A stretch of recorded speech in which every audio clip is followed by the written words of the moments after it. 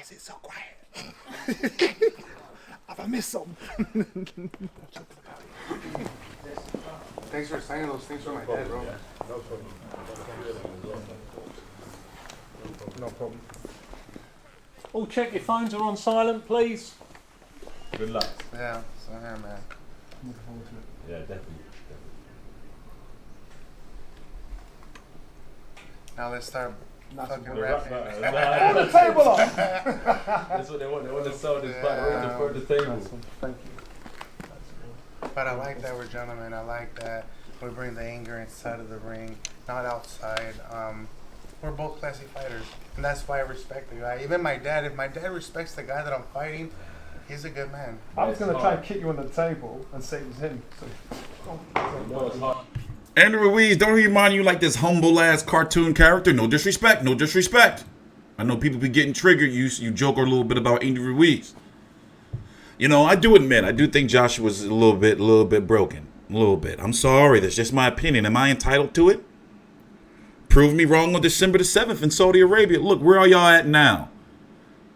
When we were saying, or you should have known that Andy Ruiz was bound by that contract and he was taking his ass to Saudi Arabia. Oh, he should drop his belt and he should pull out. He should this, that. I'm just glad that it's over. Eddie Hearn even talked about how he's glad that, you know, the press tour is over. Everything's signed and sealed. You know, Andy Ruiz is happy. They got to get that venue built. You know, the UFC had an event in Abu Dhabi, September the 7th, right?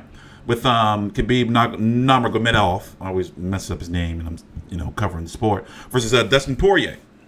It was a temporary arena, and inside the arena, the commentator was talking about that it felt like it was upwards of 125 degrees, but it was about a solid 100 degrees in the arena. So they got to make sure that they tell fans, you know, and express to fans that are thinking about going out, like, listen, in Saudi Arabia around that time, for example, I'm going to do it for you right here. It's not going to be hot. People are still saying, like, yo, it's going to be hot as shit. Let's see. Temperature, I'm all fucking up, in Saudi. I was at the Google Fix It, Saudi Arabia in December. I spelled that wrong, but you can fix it, Google. Boom. So here, let's go look at this real quick. It's not going to be hot. All right. Average weather in December in Medina, Saudi Arabia. We got to look and see how far that is. Daily high temperatures decrease by 82 degrees Fahrenheit to 76 Fahrenheit. Rarely falling below 69. So basically, it's never going it's never going to be like 90 degrees. Not never, but it rarely goes near 90 degrees. Rarely goes near 90 degrees. The nights are going to be about 70 degrees. It's going to be cool. I'm interested to see what the arena layout is going to be. Now, understand, these fighters are going to be extremely safe. And also, this is Saudi Arabia, as I've said, trying to get their, you know, per capita and GDP and their tourism and all that stuff up. They're trying to get their, as I like to say, Mumbai and Dubai and all that, you know, Abu Dhabi on, you know. They're trying to jump into this century and not be known of what they were known of before. So I expect for the locals there to be going through hell, you know, to make sure that the tourists are going to be safe, because they want people to come back. And also they want bigger events there. They had the WWE there. Also, I like how Joshua's lost some weight, you know, slimming down, getting more fluid. You know, this is the biggest fight of his life, because if he loses, man, whoever loses, even if it's Andy Ruiz, but Joshua has more to lose if he loses. Not only does he go to the back of the line, but marketability is going to take a huge hit. And remember, he hasn't been home. He hasn't fought home in a year. When was the last time he fought? He fought Povetkin. By the time he fights again in the UK, it'll be damn near 2 years. It'll be a year and a half, because he fought Povetkin almost a year ago today. Almost a year ago today. 1 week, next week will be a year. So Andy Ruiz twice, one in New York, then Saudi Arabia. You know, you would think his return, depending on if he wins or lose. If he wins, definitely going to be probably like by April or May, no later than May. Lot on this man's shoulders. 29 years old, 6'6". Andy Ruiz, he weighed in at 247, 245. I think he should get down to where he was. Like, he's looking like he's closer to, you know, that 230, 240 mark. He looks about at least 10 pounds lighter, at least. And I think that's where he should be. You know, he was getting too robotic and he was getting bigger and bigger. You know, and I was looking like, yo, that shit, like, you know, like all up here, and that shit never worked out in boxing.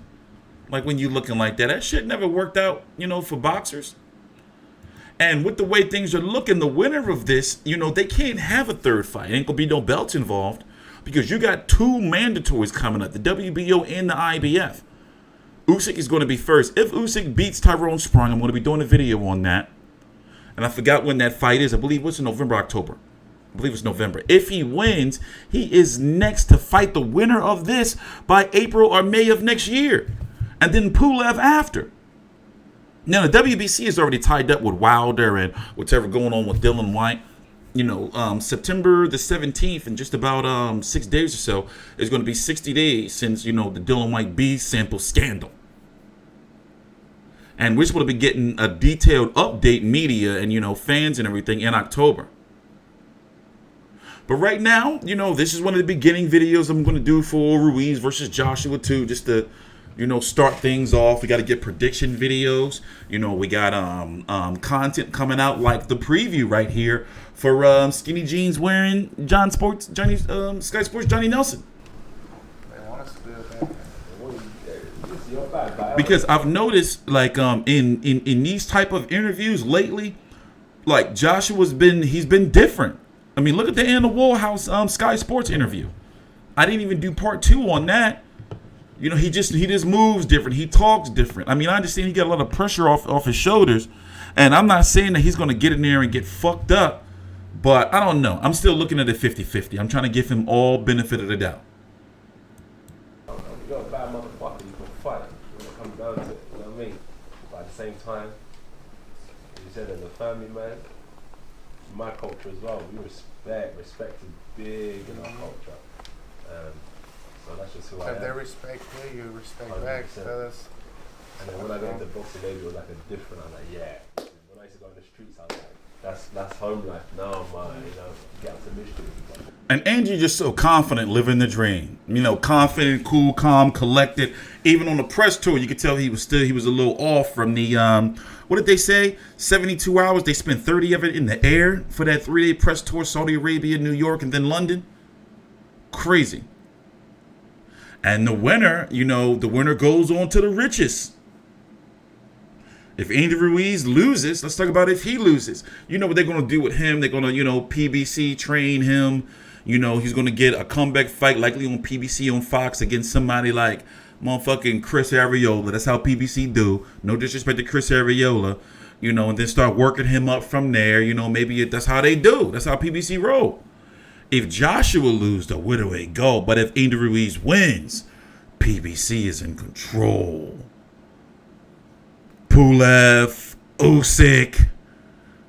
This is some big shit right here. I'm sure that whatever money PBC got left from whatever, they're going to put that shit behind Andy Ruiz more than Wilder. I'm telling you. If Andy Ruiz wins, like he's gonna be highly. He already is right now. He's a highly prized and protected fighter. Like he's an asset. If he wins, PBC putting everything behind him. You know, Usyk, Pulev, all you guys, y'all gonna have to come over to the PBC. I'm pretty sure that shit gonna be purse bidded out, and the motherfuckers is gonna, you know, we gonna see though. Boxing is chess. Boxing is politics. TstreeT Controversy with FightView360.com. Jesse Vargas versus Liam Smith could be on the undercard. I'm wondering who else they can put on the undercard. I wouldn't be surprised if they maybe let Kell Brook appear for some shit. Maybe a David Price, Joshua Buatsi. You know, maybe. Too bad we can't get Katie Taylor versus Delphine Persoon too. No. All right. TstreeT Controversy with FightView360.com. Please subscribe.